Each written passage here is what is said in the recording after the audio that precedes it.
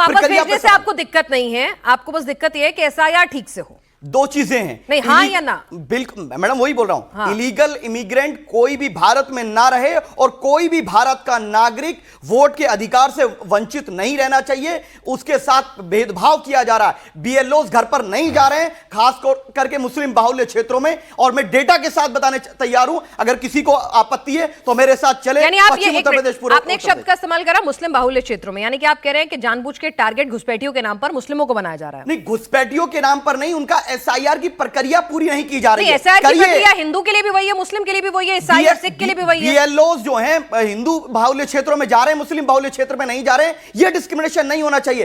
प्रक्रिया में भागीदार बनने के लिए हम तैयार हैं। हमारे 3000 वॉलंटियर इसके लिए लगातार कार्य कर रहे हैं, हमें उससे कोई आपत्ति नहीं है। लेकिन टारगेट करके आप ये कहेंगे कि एक एरिया में जाएगा दूसरे में नहीं जाएगा, वो गलत है। हम इस डिस्क्रिमिनेशन के खिलाफ हैं।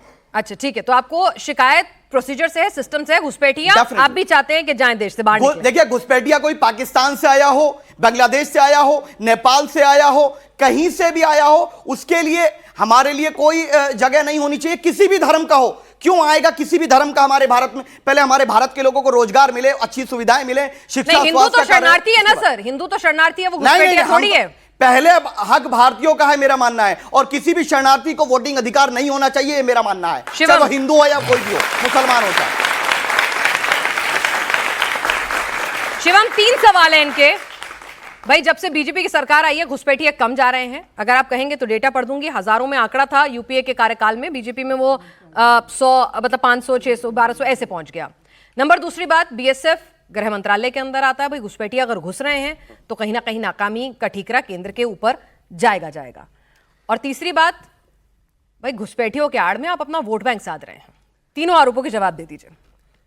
देखिए, इससे भी पहला इनका आरोप था कि इस देश में खास तौर पर मुस्लिम इलाकों में सही से बीएलओ नहीं जा रहे हैं, सही से ट्रेन नहीं है, यानी कि एसआईआर की जो प्रक्रिया है वो पारदर्शी नहीं है, ट्रांसपेरेंट नहीं है। अभी बहुत रीसेंट एग्जाम्पल है, बिहार में 7 करोड़ 42 लाख जो वोटर्स थे उनको लिस्टेड किया गया और 65 लाख 60,000 के करीब नाम काटे गए, जिसमें हिंदू मुस्लिम सब हैं, ठीक है। और अगर किसी का गलत नाम कटा हो तो वो अपने ईआरओ और डीएम के पास जा सकते हैं। इन्होंने कहा कि मुसलमानों के साथ और बाकी लोगों के साथ गलत हो रहा है। कहो तो मैं एग्जाम्पल देता हूं, आपका समय शुरू होता है अब। कोई 10 ऐसे नाम बता दो जिनका गलती से वोट कटाओ। ठीक है, आप चलिए, सुन लीजिए चलना वाला नहीं, नाम बताइए। सुन लीजिए शिवम भाई, बताइए, हिम्मत तो रखिए। मैं आपको नाम सुनिए, 10,000 नाम उत्तर प्रदेश। नहीं, 10 बता दो, 10,000 नहीं चाहिए। मैं नाम डिस्क्लोज नहीं करूंगा। 10 नाम लिखिए, इमरान, फहीम। अरे उनके पिताजी का नाम एड्रेस कुछ होगा? इमरान फहीम अपने परिवार का नाम पढ़ना शुरू कर दिया। प्रॉब्लम है, मैं नाम डेटा दूंगा तो आप कहेंगे कैसा आ गया? अरे निकाल कर दीजिए ना। अरे नाम ही बोल रहा हूं मैं आपको, ईपीआईसी नंबर। अरे अपने भाइयों के नाम नहीं बोल रहे, नाम बताइए जिनके नाम कटे हैं और वो गलत है। कॉन्स्टिट्यूंसी बता रहा हूं आपको, मैं कॉन्स्टिट्यूंसी बता रहा हूं, किठौर कॉन्स्टिट्यूंसी। मेरे गजब बात हो गई। मैंने इनसे कुछ ऐसा, फहीम नाम है, इमरान नाम है, शादाब नाम है, नहीं है। ईपीआईसी नंबर नहीं है, वोट नहीं है। भैया बताओ ना, डेटा दो मुझे। अरे डेटा भाई, और क्या है ये? यही तो डेटा है। मैं फिर से रिपीट करता हूं, 7 करोड़ 42 लाख वोटर्स को इलेक्शन कमीशन ने बिहार में लिस्टेड किया कि ये वोटर्स हैं, ठीक है।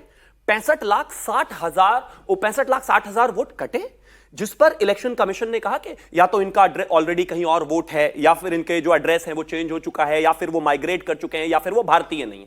अब इंटरेस्टिंग बात उसमें वो है कि एक भी व्यक्ति की एक भी सिंगल कंप्लेंट बिहार में ना तो ईआरओ के पास है ना डीएम के पास। प्लीज झूठ मत बोलिए, लाइए चलिए डेटा निकालिए। कोई कंप्लेंट हो तो बताइए। अरे मैं डेटा बता रहा हूं। अरे कल बताओगे ना, डिबेट अभी चल रही है, बताइए। शिवम भाई सुन लीजिए, अब बताइए, जवाब दे रहा हूं। डेटा, पहली बात इन्होंने कहा डेटा। अरे सुन तो लीजिए, जवाब भाषण चाहिए ही नहीं, मैं डेटा की बात कर रहा हूं। आप ये चाहते जवाब ना जाए, जनता डेटा दे दीजिए। अगर आप ये चाहते, ठीक है, 30 सेकंड आप इनसे डेटा लीजिए। आपने कहा 65 लाख, आप मेरे वाले डेटा पे भी जवाब दे दीजिए। 65 लाख, सुन लीजिए पीना जी, 30 सेकंड दिया भाई ने मुझे। 65 लाख बोला इन्होंने, 65 लाख नहीं कटे, 21 लाख वोट एड ऑन हुए हैं। और आमोर कॉन्स्टिट्यूंसी बिहार में, आमोर कॉन्स्टिट्यूंसी में 900 नेम जो नहीं थे ड्राफ्ट में, हमने एड ऑन कराया है। यानी कि गलती से कटे थे, वो मौजूद थे वहां पर, हमने एड ऑन कराया, ना माइग्रेट किया, ना डबल वोट था। मैंने डेटा दे दिया, अब मेरे डेटा को गलत साबित करिए आप। फिर तर्क नहीं है। मैंने क्या कहा, इस देश में हर एक पार्टी के पास बीएलओज हैं, बीएलएज हैं, उनके अलावा बीएलओज हैं जो चुनाव आयोग के पास हैं। अप्रॉक्सीमेटली भारतीय जनता पार्टी के पास 42,000 बीएलओज हैं और उनके पास भी कांग्रेस के पास 18,000 है, अप्रॉक्सीमेटली 38,000 आरजेडी के पास है। मैं बिल्कुल इस बात को मान सकता हूं कि अगर किसी का वोट कटा वो दोबारा से ऐड ऑन हुआ, लेकिन क्या फाइनली कोई एक सिंगल वोटर है जिसका गलत वोट कटा? नहीं कटा। इसका मतलब आप झूठ बोल रहे हैं। अब आ गया बर्डन ऑफ प्रूफ। आप प्लीज तर्क नहीं, आपके पास पेपर ही नहीं है तो उसका सेंस क्या है? वो कह रहे हैं कि अगर किसी का गलत कटा है तो अदालत का दरवाजा खटखटाए, अपील करे, उसके पास करेक्शन पे भोजन नहीं है, जिस व्यक्ति पे भोजन नहीं है, रहने को घर नहीं है, पक्का मकान नहीं है, उसके पास अच्छी नौकरी नहीं है, उसको आप अदालत भेजेंगे, उसको आप अदालत भेजेंगे। नहीं जाने की जरूरत है अदालत। इलेक्शन कमीशन ने एक विंडो छोड़ी थी ना कि भाई आप उसमें रिवाइज करा लीजिए। 3 लाख वोट कौन कराएगा मैडम? वही मैं बोल रहा हूं आपसे। जिस व्यक्ति के पास अपना पक्का मकान नहीं है, उसके पढ़ने के लिए स्कूल नहीं है, उसके कपड़े नहीं है, उसके पास रोजगार नहीं है, वो 300 किलोमीटर 1000 किलोमीटर दूर जाकर के 80 करोड़ लोग तो भोजन पे, राशन पे मजबूर हैं। कहां लोगों? अब आप बीएलओ की जिम्मेदारी को पब्लिक पे डाल देंगे? आप अपने बीएलओ को जिम्मेदारी दीजिए कि उसको प्रूव करना पड़ेगा। बर्डन ऑफ प्रूफ बीएलओ पे डालिए। एसआईआर से मामला आगे निकल गया, 10 सेकंड में जवाब दे पर आगे आ रहा हूं।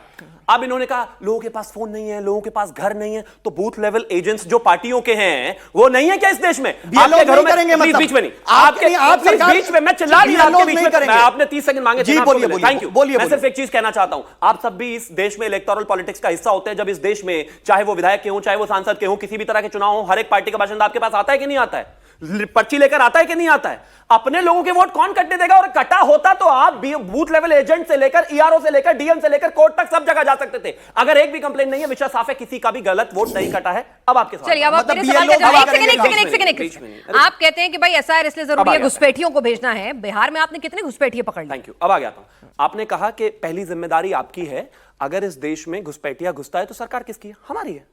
4096 किलोमीटर का बॉर्डर शेयर करता है भारत बांग्लादेश से। उसमें से अप्रॉक्सीमेटली 184 किलोमीटर का जो बॉर्डर है वो इतने दुर्गम क्षेत्र में है, कहीं पर पानी है, कहीं पर पहाड़ है, स्थिति इतनी बुरी है कि वहां पर आप फेंसिंग नहीं कर सकते। वहां से किसी भी तरीके से अगर कोई भी घुसपैठिया आता है, इस देश की पहली प्राथमिकता है कि उनको वापस डिपोर्ट किया जाए। बॉर्डर इस देश के अकॉर्डिंग बिल्कुल है, मैं खुद कहता हूं बिल्कुल बॉर्डर सेफ है, लेकिन उस 184 किलोमीटर में जहां पर फेंसिंग नहीं है, जहां पर सही से वो चीजें नहीं हो सकती, बीच में नहीं। कमाल की बात, सरकार वहां बॉर्डर पर पानी में जाकर बह नहीं जाएगा। इस देश का जवान जो वहां पर 24 घंटे ड्यूटी कर रहा है आपके लिए, कमाल बात है। इसी देश रिस्पांसिबिलिटी नहीं बनेगी, प्लीज रोकेंगे नहीं।